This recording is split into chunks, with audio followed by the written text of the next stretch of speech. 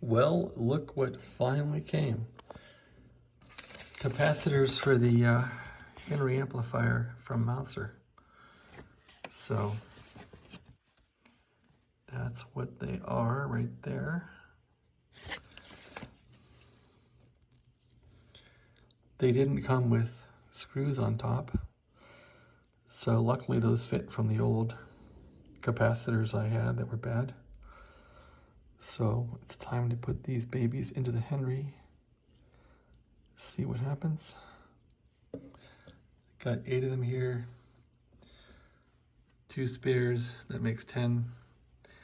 These were about 16 bucks a piece, $16.50 or so for a quantity of 10. I think I spent about $186 for these shipped dollars. So let's see if they work in the Henry amplifier. I was hearing pops and bad noises from the Henry when I would put it onto SSB voltage of 3000 volts. I would hear lots of bad noises. So let's see if these will improve things or if the Henry is still broken. All right, I'm gonna pop these in the Henry, and next video will be the actual Henry turn on demo with these new capacitors. Thanks for watching. Have a great day.